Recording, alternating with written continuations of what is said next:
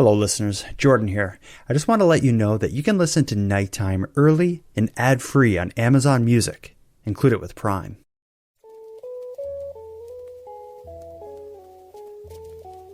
You are listening to Keep Canada Weird, a weekly weird news roundup by the Nighttime Podcast. Handsome Aaron Airport. We're back. We're healthy. We haven't been in car accidents. There's nothing to prevent this from being the best show we've ever shown. You in? Yeah, I'm in for now. We'll see how the show plays out. I may duck out halfway through if I'm not feeling it. Okay. So no, I feel like guns a-blazing, firing on all cylinders. I know all the notes to hit, so let's right off the bat. In my hand, I have a Lipton tea, a little bit of sugar, well, sweetener, a little bit of milk. It's hot. I'm sucking in the steam. Okay. Feeling invigorated, fresh from COVID. What are you drinking? I am back to a staple of mine. It is the sugar-free, caffeine-free Coca-Cola. Damn, I'll be honest. I was hoping for a gin smasher. No. I got completely inebriated on the gin smashers this summer. Okay, so you're done? And I'm done with the gin smashers for a while. Okay. Yeah, for a little while. They'll be back at some point. It's a never say never, but for now, just goodbye for now. Yeah. So to get the conversation starting here, I think I want to do something brave and courageous. Very few podcasts will start their show with hate mail. I got some for you. For me? Yeah, not for you, about you, targeted at you. I actually got two pieces of mail for you. One is praise mail, one is hate mail. But let's jump in with the hate mail. I really enjoy this. I call this piece of mail, Diane Hates Handsome Aaron Airport.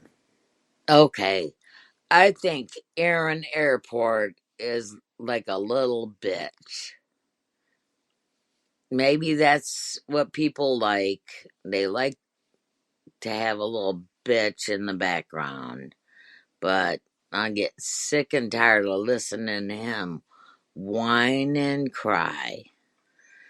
So, the other guy, I don't remember his name, because it's all about the beautiful Aaron, and we don't even know what he looks like. He might look like a little piece of shit. Thank you for taking the time to write in, Diane. I, in particular, really appreciate it. Can I just reflect on some of the language that Diane used in the voicemail to describe me? Yes, please. And also maybe tell me what was going on. You don't whine a lot. And what brought that on? She didn't know my name at all. All she took from the show was your name and that you're a little beep. Yeah, she called me a little bitch, and she called me she didn't call me a piece of shit, but she said I might look like a piece of shit. Mm-hmm. Yeah. Mm-hmm. And I'm going to kind of maybe take a bit of a different stance in my opinion of what Diane had to say about me. I'm going to agree with her. Okay. Inside, we're all little bitches and little pieces of shit. Mm-hmm. But how we portray ourselves on the outside may not reflect the fact that on the inside you're feeling like a little bitch or a little piece of shit. So I think what maybe struck a chord with Diane is that I have no problem vocalizing my little bitchiness and my ability to be also at the same time an enormous piece of shit. Diane just couldn't handle your honesty and transparency about it, I guess. But yeah. Don't beat yourself up too hard, Aaron, because Elizabeth from Quebec is going to build you back up. On the same day Diane blew up my inbox with her vitriol, I got this love letter from Elizabeth for you. Hi, Jordan. I just want to say I've been listening for a long time, and I was there through the whole Aaron Airport. Is he going to stay? Is he going to continue? Is he going to leave?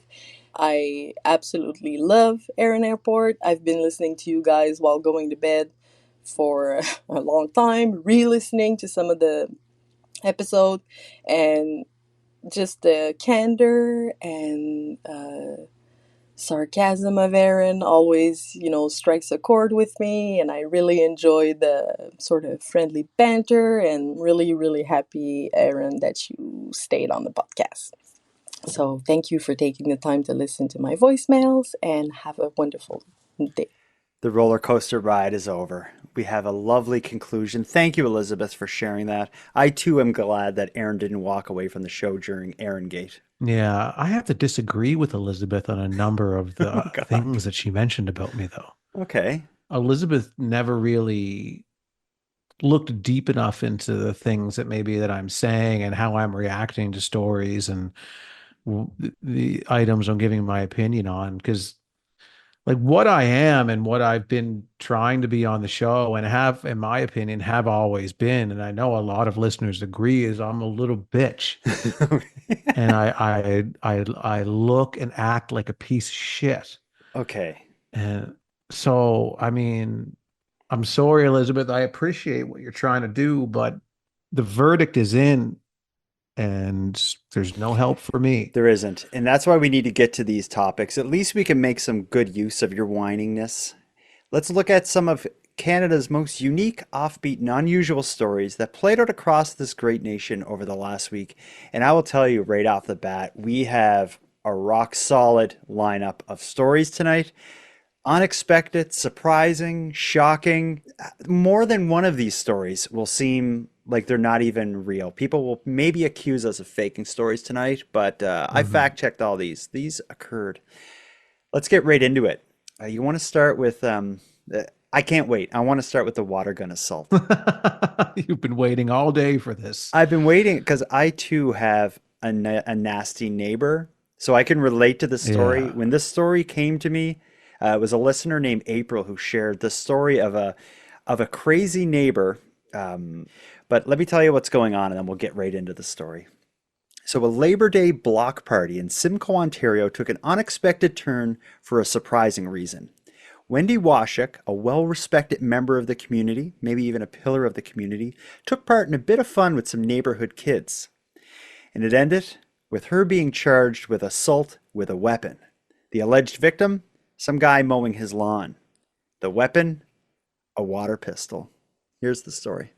On this quiet street in Simcoe, people are shaken by what's happened, especially Wendy Washuk. It's been awful. I've kept myself up many nights not sleeping, crying myself to sleep. Wendy says she was at a neighborhood party on the Labor Day weekend when she started playing with a 10-year-old and water guns, one of them like this one. I was pumping the water in the gun, trying to figure out the gun, and trying to spray them at the same time. And unfortunately, while I was doing that, I hit the neighbor that was maybe 3 feet away from me. He was out cutting his grass, and the water hit his chest. And I was apologizing over and over and over again because it was not intentional to hit him with the water. How much water was involved? Was he injured in any way or anything like that? Injured, no. It hit him on the chest. He had a t-shirt on. It couldn't have been any more than not even a cup of water. Then the police showed up and say Wendy was arrested. A Norfolk County OPP release said the incident resulted in the victim being physically assaulted. No injuries were reported. Wendy was charged with assault with a weapon. She's upset the release had no mention that the so-called weapon was a water gun. A police statement today said details of the weapon are not generally shared with the public. Because of the charge, Wendy says she was suspended from her job at a school. And she says police laid the charge without ever asking her what happened. We were never interviewed. We were never asked one single question. And I was told to come out to the police car, and I was being charged for assault. A GoFundMe page is raising money for Wendy's legal expenses. It says the assault with a weapon charge was laid by young, incompetent officers. The OPP responded by saying it takes pride in its professionalism and thoroughness.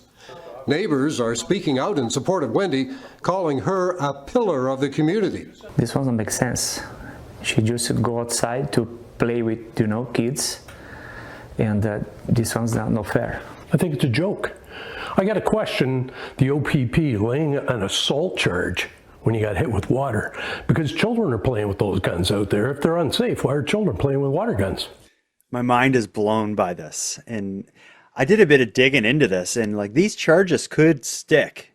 But I would love to know, like, my initial reaction in hearing the story is like, what is like this guy who got the water on him? Did he call the police and file a complaint? Like, did he run in the house and be like, I got shot with a water pistol, send someone down here, I want to press charges? Because I don't know how else that this could be set into motion.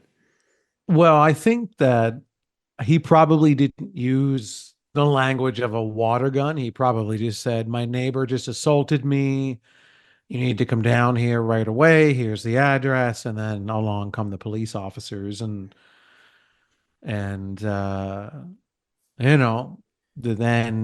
chaos ensues, I guess. I don't, Yeah. this is a crazy story.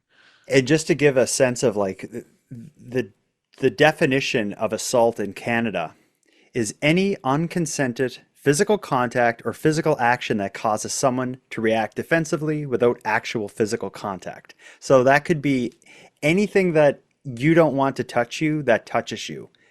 Could be assault, or anything Yeah. that makes you react as if something's going to touch you. So if I walk up to you and just kind of like jump at you and then back up and make you like startle, like even that could lead to an assault charge. But it shocks me that there's not a mechanism within that to, like, if this story is as it appears on its surface, there's not some mechanism in there to be like, oh, like it was unwanted like contact, but it was just like a little splash of water. Yeah. Which brings It's ammunition for overreactors, the way that the legal language is written in these laws. Yeah, you could walk down the street and someone brushes up against you and be like, "What the hell? I This didn't is consent to that. Assault. You're assault. done. Your jacket is a Yeah. weapon." But this story, in this situation, and the possible outcome of her being charged with assault with a weapon, leads to the obvious question: do you think the story is as it appears on its surface? Because let me present Exhibit A. Well, I guess Exhibit A is that news article, which we only hear one side of, which is the woman who is charged and her supporters. But Exhibit B is a bit of a statement from the police. And I read this a couple times, and I'm trying to understand if I'm trying to determine if they're saying there's more to this. The police say, okay, in the release, the force says it determined that two individuals were involved in a dispute, resulting in the victim being physically assaulted. However, no injuries were reported. So the police, a press release they released related to this specifically says there was a dispute that led to this happening. So if there was something Yeah. going on, like let's just say there's some shouting match and you throw water at someone or whatever, maybe that's a different story, but the way this story is presented is completely different than a dispute. The story is presented in a way that he's mowing his lawn and just happens to get a bit of water on him. But I think it's the way that they are placing the language in that release that the police put out. It's almost like they know that everyone is going to think that this is a ridiculous waste of their time. But I think they're using that language in that release very specifically to say, technically, this is assault and we have to treat it as such. And if an individual, a dispute is a loose term as well. What is a dispute, right? So this is a dispute. Well, Somebody was shot with water who didn't want to be shot with water. And by the definition that you read earlier, Mhm. The individual didn't consent to being hit by the water. Therefore, it falls under the definition of assault under Canadian law or whatever. Yeah, it reminds me of when we were kids, I often remember like everyone would be playing with water guns and I'd be like, I'm not allowed getting wet. My parents said I can't get wet. And that used to be what I would say to get out of like someone spraying me or throwing a bucket of water at me. Yeah, my clothes are made of sugar. You can't squirt me with water. My clothes will melt. But just to But back what up, if the guy is like the aliens from the movie Signs? yeah, and the contaminated water could get them. And the water, hurt those aliens. So, I will say though, I just want to back up for one moment. One thing you said there is the dispute may be the water, but the way the police press release writes or reads is that there was a dispute between two parties that resulted in the physical assault. So like they're saying the dispute came first. So I don't know if they would say that if there wasn't some sort of Well, interaction between them see, all. I don't think that the way that's worded is specifically putting anything in an order. Mm. So it says in a release, the force says it determined that two individuals were involved in a dispute, resulting in the victim being physically assaulted. Those two things could be happening at the exact same time. Yeah, The I guess. dispute is that you hit me with water, and that is the assault. Is there a neighbor that's so awful and petty that he would accidentally get hit with water and go to the police? I don't know if you'd, yeah, accidentally get hit with water, gets hit with water, but overreacts in a way where they call the police. Yeah, I think there's lots Yeah. of people that are out there that are capable of that type of behavior, that are willing to waste taxpayer dollars, everybody's time, Oh the yeah. court's time. Like there's so many people's time that is being wasted with this incident that, it'll fry your brain to add up all of the hours and all of the money Yeah. that this incident wastes Yeah. with everybody involved. And not only is time wasted, it's a real problem. This woman is, it sounds like I think she's like suspended or something from her job now because she would works with kids. You can't have someone with this stuff going on, assault with a weapon, working with kids. If the conviction sticks, that's change your life. But I think If it's it an awful sticks, situation. yeah, we need more information from witnesses even. Is there a witness that isn't related to the assailant Hmm.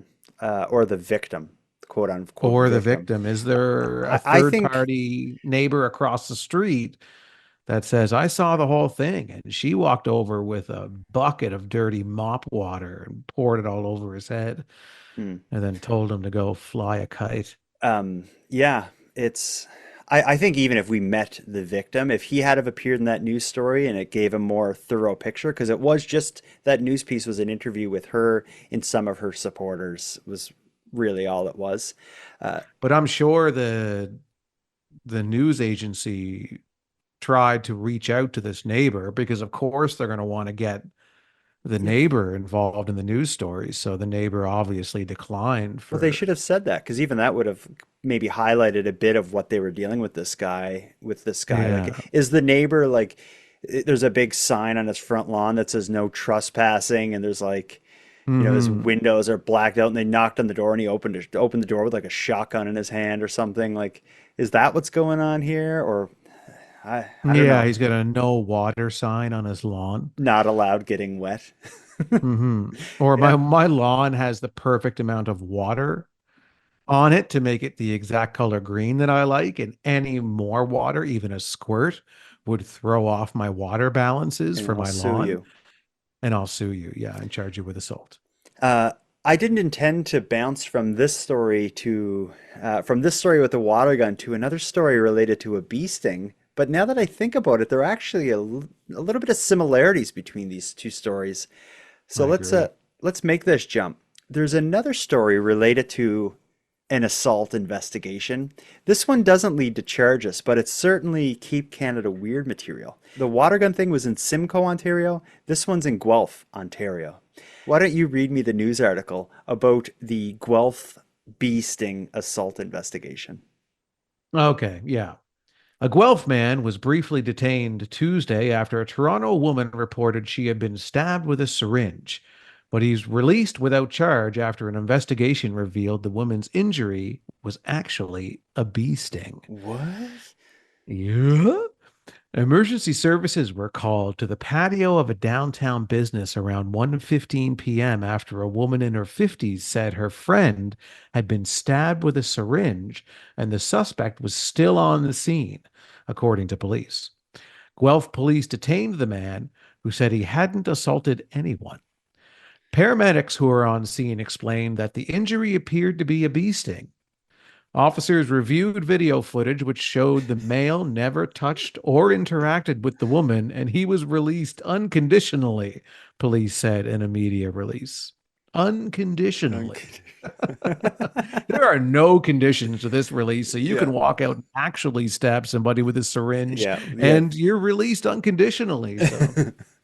That story is ridiculous, though. That's also wild. So they're on a patio. She must have felt something sharp, like in her arm or her back or whatever, and somehow the two women sitting at the table must have come to the belief that like the man behind them at the table next to them like quickly stabbed her with a syringe or something, which is a terrifying idea. Like if you feel a prick, the worst case scenario.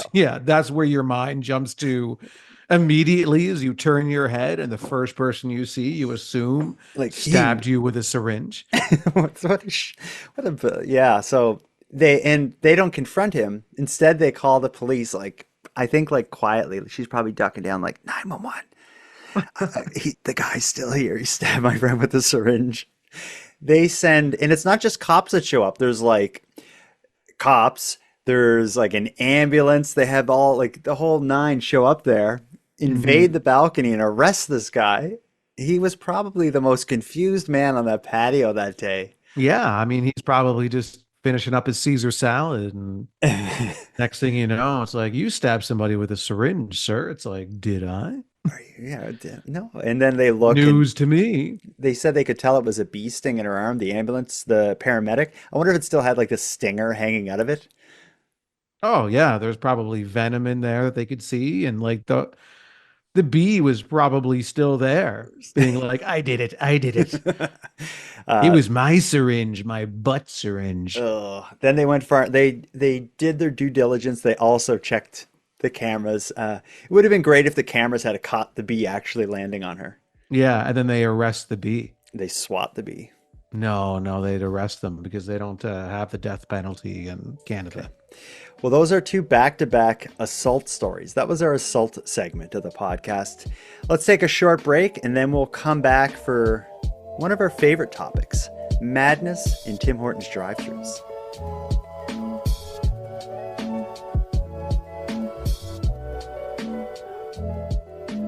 Handsome Aaron Airport, do you remember last week we talked about some chaos and nonsense in a Tim Hortons drive-thru involving a stolen car? Well, it was a stolen car, and then the police tried to corner it in the drive-thru, and then they were trying to drive over the police cars. That happened last week. Another chaotic event happened in a Tim Hortons drive-thru this week. It's been a bad run for Tim Hortons drive-thrus. This one's in Mission, BC, and this is an interesting news article to listen in on. A young couple is recovering from injuries after an apparent road rage incident in a drive-thru at a Mission, BC Tim Hortons. It happened over the weekend, and a baseball bat was used. Listen to this. All around my eye, and then here's my other eye. Here, she smoked me here. Samantha Parkhill is recovering from her injuries. I really did think I was going to die at some point. It was very scary. It was Sunday morning around 10. Parkhill and her boyfriend were at a drive-thru near Lougheed and Cedar Valley Connector when they honked their horn at the vehicle in front. Sure enough, he turned around, started swearing some stuff at us and flipped us off, and he moved forward a little bit, put his car in park, started to light a cigarette in the drive-thru and started swearing at us some more. Leaving the drive-thru, Asher says the same people tossed a coffee cup at their vehicle, then proceeded to follow them out onto Cedar Street and up the hill for about 2 kilometers. We parked, they caught out, and they ran at us with a baseball bat. The couple turned off Cedar Street onto Bakerview Avenue, thinking they had escaped the ensuing vehicle. But they were wrong. This is where they were attacked by a baseball bat. When the male came from behind and hit me in the side of the head and removed the bat from the lady's hand and started hitting me with it, I did everything in my power to beat him to the ground. Whack me with the bat! You want me with the bat? Oh, what? The couple was able to capture some video before their phone was snatched. So as you can see here, this is where she smashed this passenger side window. Caused quite a bit of damages to my car and my girlfriend's face. There are several dents on the hood of the car after being hit with a baseball bat, and blood stains are still on the driver's door. So I have cuts all along my knuckles here. I had to get 7 stitches. Mission RCMP later seized a black Chevy Malibu and have released photos of the suspects who are still at large. I actually moved out here to kind of get away from the city road rage. I think it's everywhere now. Sven Frenzel says just last week he was nearly the victim of a road rage. Sorry guys, that sucks. And it's not something he was expecting to experience in Mission. You just never know. Don't take life for granted because it could be gone in the blink of an eye. Oh, we talk a lot about the chaos that exists in Canadian society right now. And I think you need to think long and hard before you honk your horn. Because there are so many unhinged, bizarre people out there. And this seems to be a case of a little honk, maybe the finger going back and forth leads to like, you know, almost to the cusp of attempted murder. This is a terrifying story. So I'm a little confused at the start. Who honked at who first? How did the victims? So the car in front of them, they didn't say why they honked, but they were in the drive-thru and they beeped at the car in front of them for some reason. Maybe they just were taking too long or something. Then the guy in the car in front of them started shouting obscenities and lit a cigarette and seemed to be just like raging. When they both leave the drive-thru, the car in front throws a coffee back at the victims, kind of follows the victims a little bit. And it seems like there's 2 interactions. One where they get out of the car with a bat. Our victims take off and think they lose them before they find them again, and the bat attack occurs. And some of the footage of that is pretty insane. Like there's one shot that the news uses of the male perpetrator who looks like a wild, raging animal. He's basically frothing at the mouth over this road rage incident. It's a little confusing though, because I mean they drive off. How do they did they I guess they stopped thought they lost them and then stopped and then the other people found them and pulled up or something, but wouldn't you but they were in the car, wouldn't you just drive off or something to get away from them? Or that part's a little hazy to me. Me too. And I also agree that, or I also think that much like some of the other stories we listen to, we only are hearing one side of this, and the entire version of the story that they tell, other than the honking the horn, it seems like the other people were the aggressor. But yeah, how do they both end up parked on the side of the road, like kind of like fighting with this bat and stuff? Like I have a feeling maybe there was a bit more going on. I don't know. Well, it seems almost like maybe the victims, as they're being portrayed here, maybe were wanted the altercation until the bat got involved. So maybe they were ready to throw down, be like, all right, you want to throw coffee at us. All right. You want to threaten us. Let's go. And then next thing you know, a bat comes out. But still, it's a little strange. And they honked at them first, and they didn't really indicate why they gave them we'll say, a friendly honk in the drive-thru. Yeah. My advice for anybody out there is don't beep your horn, because you're just going to set someone off, unless it's to like warn someone of impending danger or something. I'm not beeping my horn at people because people are nuts. Well, you never know at what point in time in somebody's life when you're beeping that horn at them. I could have been a domino effect of just like bad thing after bad thing after bad thing happened to this person. And then the straw that breaks the camel's back is you honking your horn at them. And then next thing you know, they're chasing you with a baseball bat. So it's for that reason alone of just not knowing who's on the other end of that car, like who's inside that car and what they're capable of and what their temperament is. Most people can handle a honk, but the odd person can't.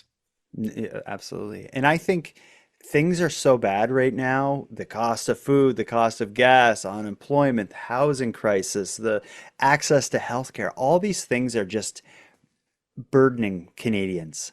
And I think it's, we need to be kind and sensitive and understanding and empathetic of each other. any act of aggression, I feel right now more than ever could result in someone just like exploding at you like we see here. Yeah, yeah. And Uh, people will chase you down, in a road rage situation. Some mhm. people's road rage just flares instantly and then dissipates immediately. But then there's other people that the rage will continue for as long as it takes for them to chase you down and find you and just destroy you. Yeah, I'm lucky. I don't get road rage. I never get angry in the car. If anything, I have the opposite problem. I like zone out and I'm too I'm the type where I will get a ticket for driving too slow. I just am in my Mhm. own world, but I get it. It's like road rage is a real thing, and I think humans just weren't made to be like sitting in cars following rules for hours a day. Well, no, and going too slow can cause road rage in the people behind you. Oh, I get honked at all the time. I don't even react.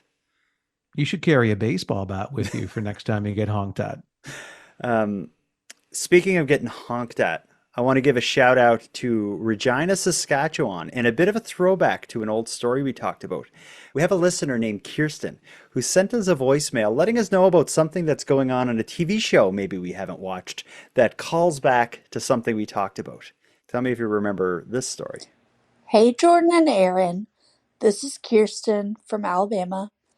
I just want to reach out to you because I have been watching the Global All Stars version of RuPaul's Drag Race, and there is a drag queen on there from Regina, Canada, and she shouted out Regina by saying that she was from the city that rhymes with fun.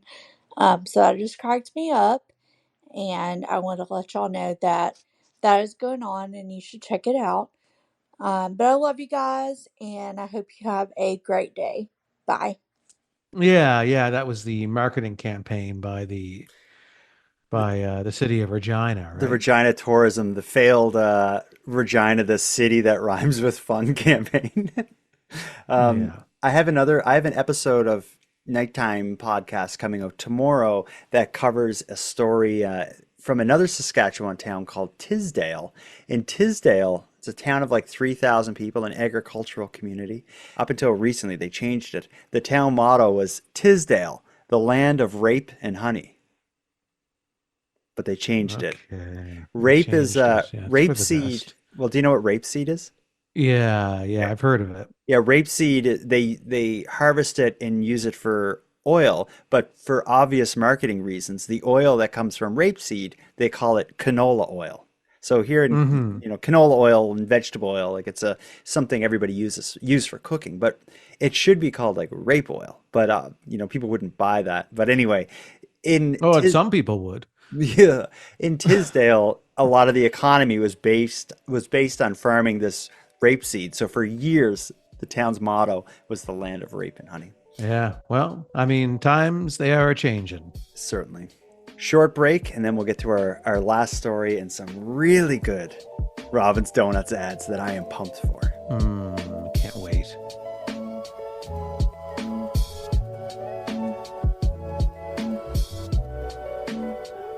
I want to bring up a disturbing, dirty, and foul-smelling story with you, Aaron.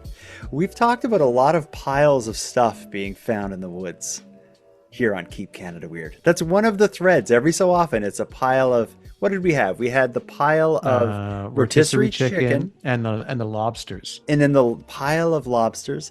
We have a new pile of unusual things. This is a pile, not a small pile, 1,000 pounds of dirty diapers in a forested area in British Columbia. Listen to this news story and see if we can make any sense of this. Our first dirty diaper story. It won't be our last. A very unpleasant job for the Okanagan Forest Task Force over the weekend. The volunteer group hauled out a huge pile of dirty diapers from the backcountry. The organization provided this video of the stinky mess. The group's founder tells Global News the garbage was left behind by a family of 8, including 6 children who've been living in the hills above Lake Country.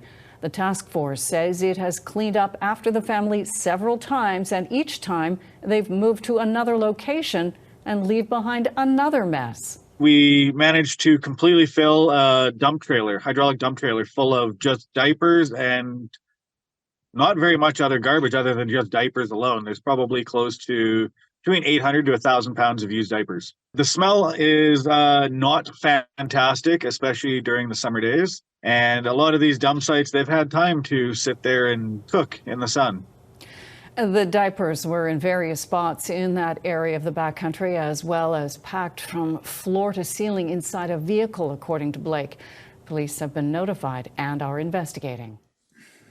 Oh, what are police gonna do? Like spare the cops? I don't know what the outcome of that should be, but it seems like it's one family of 8 that are living on the hills using a ton of diapers. Yeah, at least in this situation, because we were talking about how we've covered several stories in the past about piles of things left randomly somewhere. The pile of rotisserie chickens, unexplained. The pile of dead lobsters, unexplained. But this time we have a pile of something explained. There's a family in the woods that are leaving these diapers, that are living in the woods and moving from site to site every time they get caught. And I think the mystery isn't who's leaving these diapers. It's like how and why. Like 800 to 1,000 pounds. That's a significant amount of soiled diapers, I would think. But that's 6 kids. That's 6 kids with, I guess if you got 3 that in are diapers. using diapers, and maybe more than the kids are using diapers. Maybe everybody's using the diapers because they are living in the woods and it's the easiest way for them to use the bathroom. Yeah, you could have a point. You would think that, I don't think the police are going to do anything. I feel like this is probably a case where they're not worried about being charged with littering or something like that. I feel like what needs to happen is someone needs to just figure out where they're living and just bring over some like garbage cans and stuff. It seems like it'd be easy to maybe help prevent this. If they've already cleaned up several times, could they not just explain to the people, like, the issue is all the garbage. Like, if we just put a garbage can here, we'll come pick it up. Well, I mean, I imagine, these people are living in the woods and are leaving the diapers there to rot in large piles. I imagine it might be difficult to reason with them in terms of why they shouldn't do that. Yeah. Oh, you would think they wouldn't want to either. They would. But what's going to be their other option? I assume living in the woods is their only option. Mm-hmm. So what's another option for them to do with their diapers? What caught my attention about this story is just the sheer weight and amount of diapers. But what else? What happens in other situations where there are people with babies living unhoused? What do they do with their diapers? Exactly. Probably the same thing. They probably find somewhere to dump them, and that's that, I guess. I mean, we have an explanation as to who and vaguely why, but we don't have any information on who these people are and what their situation is. So yeah, I have a feeling their situation is pretty bleak. I imagine it is bleak. Yeah, I imagine it's I imagine the dirty diapers are probably not the worst part of this equation. There's probably there's probably a lot more to this story than we have information on. And I imagine they probably don't want to be doing this, but they probably are doing it because they have to. Everything about that is awful for everybody involved. And maybe it's just a statement about the state of our country. But we need to lift our spirits back up. That was a gross, stinky, dark one. Let's get into something we both love. That is Robin's Donuts. That is our mission to elevate the status of Robin's Donuts from fringe cult favorite coffee shop to legendary champion of Canadian arts, culture, coffee, and donuts. The way we've been doing that is by soliciting Keep Canada Weird listeners and correspondents to contribute ads for Aaron and my favorite coffee franchise, Robin's, and the ads keep coming in and they keep being awesome. However, just like at the beginning of the show, this is a great bookend. At the beginning of the show, we had Aaron hate and Aaron love. We're going to get some Robin's love and maybe a little bit of Robin's hate to wrap up the show. Okay. I don't know how I'm going to react to that. So that's hard for me to wrap my mind around. You say go and we'll do it. We'll start with the ad, okay? Yeah, let's go. This is a good one because it's a father-son duo, Sean and Todd. They made a Robin's song. Here it comes. Wake up to the best start. Robin's coffee warms your heart. All day breakfast treats you right. Every bite a sweet delight. Pastries made with care. Freshness in the air. Listen to a podcast on your phone. Weird stories about our home. Robin's Donuts leads the way. Sip that coffee and feel okay. Morning, noon, or midnight snack. Robin's got you coming back. Oh, yeah. What a banger. That was a jam. Oh, that's wicked. I love that one. It's a father-son. It couldn't be more wholesome, too. That's what's so great about it. It's so wholesome. The two of them singing together, talking about the podcast and Robin's Donuts, and the music is so bouncy and happy. Whose idea? It's a father-son duo. Do they both listen, or was like the kid like, Dad, could you help me with something I'm doing for this podcast I like? Or was the dad like, son, if you're not busy, could you come sing about about a coffee shop with me? I like to imagine it being the dad trying to include him in his hobby of listening to a podcast about Canadian coffee shops. I think it's a great ad. I love it. Yeah. It's an amazing ad. I think Robbins needs to just air that just as it is, with no editing. It's perfect, just the way it is. Actually, I want to read an email as well. I got a good Robin's Donut email, and this gives a sense of the support that Keep Canada Weird listeners are giving our mission to keep Canada weird and elevate the status of Robin's Donuts. All right, so I got an email from a listener named Kathy. I'm going to read it to you. I shouldn't say I got an email. We got an email.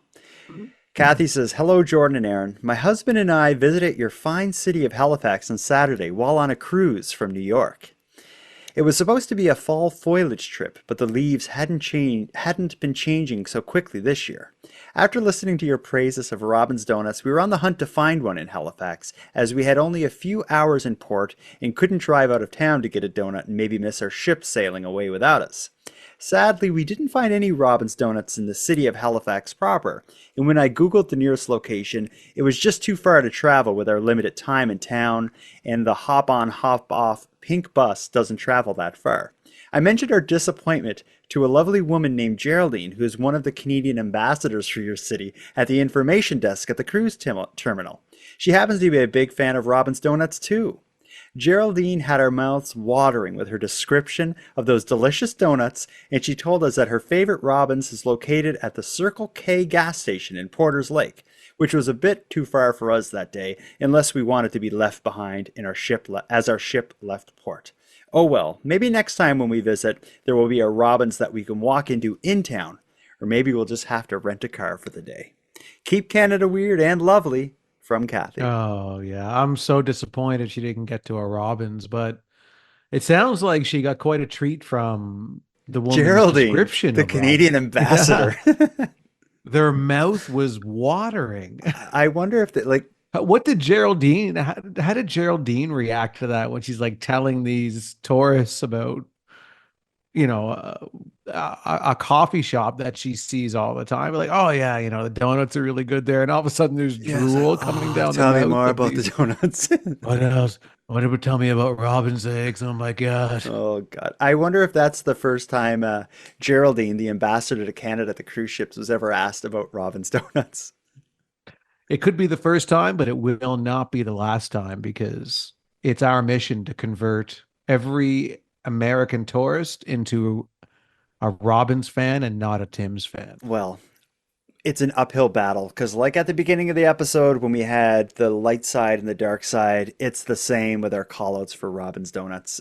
We are now receiving Robin's Donuts hate mail. Listen to this experience and then we'll talk about it. Okay, I'm very intrigued. Hi, Jordan and Aaron. Brian here from the first capital of Canada, Kingston, Ontario.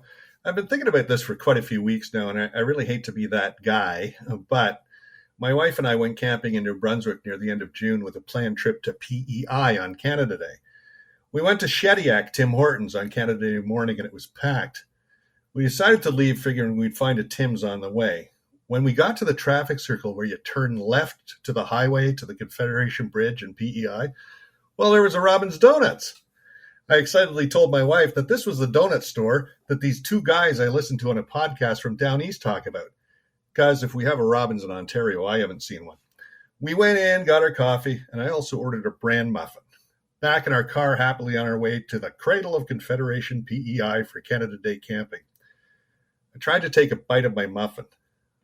Well, I almost broke a tooth. It was as hard as a rock. This wasn't a day-old muffin. This was a month-old muffin, maybe a year-old muffin. And taking a cue from Aaron, maybe it's a muffin that gets just brought out every Canada Day at that store. Anyway, I do try to take the positive out of things. So when we got to our campsite in PEI, I didn't have to take out my toolkit.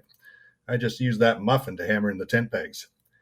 Really enjoy Keep Canada Weird. Hope this doesn't ruin your potential Robin sponsorship. You have a lovely day. Well, it probably did. It's probably a dead dream for us now. Thanks. Robbins is never going to reach out to us now. Yeah, no. Brian, you did it. Brian, you ruined our lives because Jordan and I have been building towards this potential deal with Robbins for, you may think it's just been for the podcast for the past maybe 2 months or so, but it's been longer than that, in the back of our minds, at the bottom of our hearts. It's been, I've loved Robbins my entire life. I have so many fond memories of Robbins. After rehearsals of plays in university, we would go to Robbins Donuts and we would sit there for hours drinking coffee, playing improv games, and the staff was always very friendly to us and never kicked us out, even though we were being loud, obnoxious. But all I got to say to Brian is I hope you enjoy the check Tim Hortons gave you to do that, because I have a feeling this rock solid brand muffin doesn't exist. It's something very suspicious, and I feel like it's connected to some of the recent Tim Hortons stories that we've covered on here as well.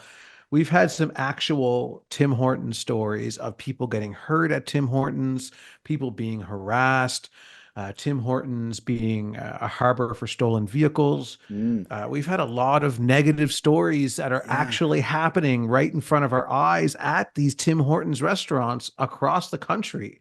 And all of a sudden, out of the blue, Brian, what a coincidence, we get a voicemail from someone who was looking for a friendly Tim Hortons and came across, oh, Robin's Donuts that has hard muffins. And I mean, first off, you're getting a bran muffin, man. Like you know how jam-packed with a bran that muffin probably is. The reason it's hard is because that's a utility muffin.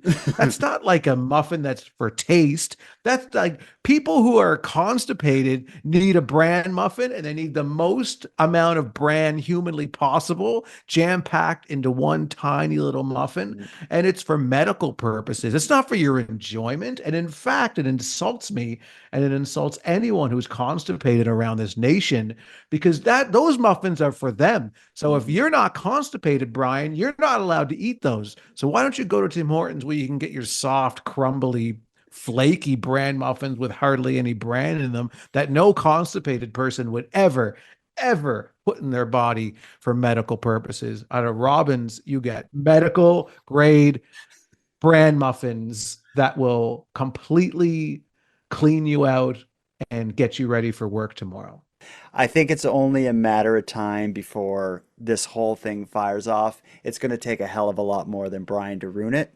So let's just keep doing what we're doing. If anyone out there wants to create a Robbins Donuts ad, record it, send it to me. You can do that by going to nighttimepodcast.com/contact or emailing it to me at nighttimepodcast@gmail.com. Whether you hear your voice in a voicemail or your Robbins Donuts ad aired on the show, you can email me with your address and I'll send you something out as a thank you. But if it's a Robbins Donuts ad, I'll also include a $5 Robbins Donuts gift card if you're a Canadian, because Americans can't take advantage of it. Oh, now I'm out of breath. Yeah, that was an exhausting show for both of us, I think. Yeah, well, a lot of ups and downs in this show tonight. It's a roller coaster. Let's end with one last down though. Let's just hear Diane again. Or do you think you can get through it? Yeah, I do want to hear that again. It's especially unhinged. Every so often we get like hate for you, but this one's really good. Here it is. This one is it's fire. Okay. I think Aaron Airport is like a little bitch. Me too. I mean, maybe that's what people like. They like to have a little bitch in the background. I'm a little bitch. But I get sick and tired of listening to him whine and cry. So, the other guy, I don't remember his name. Not worth remembering. Because it's all about the beautiful Aaron, and we don't even know what he looks like. He might look like a little piece of shit. Maybe. That's such a great email. Piece of shit is in the eye of the beholder, Diane. Oddly enough, like I often get anonymous voicemails. That one was it. It had her name and her email and everything. Oh, she's like, come at me. She's like, yeah, come at me. Whoever she is, I would not mess with Diane, Aaron. I don't suggest you. And I'm not messing with her. I again, at the top of the show, I heard this and I agreed with her. Mm-hmm. I am a little bitch. And I do look like a piece of shit. The way she says it is so... Maybe everybody like a just piece of shit. Maybe everyone just likes to have a little bitch in the background. Maybe that's what everybody likes, a little bitch. Oh my God. Yeah, she's great. I love Diane. Yeah. She's free to send in more comments about my attitude, my personality, my looks, anything she wants to know. I'd like to have I would love to be for an entire hour roasted by Diane. Just roast us, Diane. I like it. She's just like, the other guy, I don't even know his name, whatever. It's all about Aaron's little bitch. I'm just here to call somebody a little biatch. All right. Well, we've been through enough. We've kept Canada weird. We found, I think, the right stories to do that. We've highlighted a brand we loved in Robbins. We aired some of Diane's grievances. I think it's safe. Some of them. I'm sure she has a hell of a lot more to say. Oh yeah.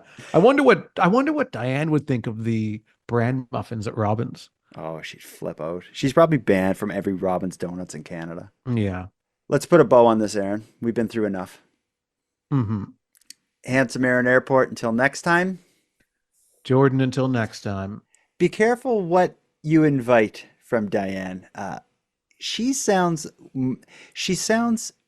a bit fun-loving, a bit nasty, but there is this seething hate as an undercurrent throughout that whole voicemail.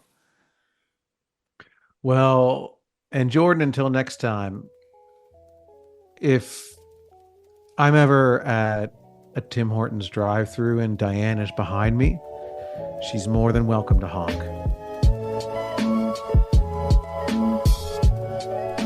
And that's it for tonight's show. I want to thank you for helping Aaron and I fulfill our mission to keep Canada weird. But if any one of you listening want to contribute even more, we need all the correspondence we can get. If something weird happens in your area, or if you have any thoughts or opinions on anything we discussed tonight, let us know about it.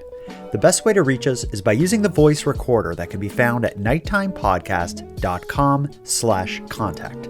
We're excited to hear from you. Now, before we part here, I want to thank a few people. First of all, a big thanks to Aaron for another great night with me and with you, the listeners of Nighttime. A big shout out to the internet's favorite cult leader, Unicole, who provides our intro and outro voiceovers, and Monty Data, who provides the outro version of O Canada that you're about to hear. And then lastly, but most importantly, a massive thank you goes out to each and every one of you listening to Nighttime, as without your interest and your support, this show would be as pointless as it would be impossible. Now, on the topic of support, let me give a special thanks to the newest premium feed subscribers, Kelly, Lauren, and Don. Thank you for your generous support. And for anyone else who'd like to support the show that way, a premium feed subscription costs just a couple dollars a month, and that money funds the creation of new episodes. But the premium feed will also give you those episodes 2 days early, give them to you ad-free, and give you access to a full back catalog of Nighttime episodes.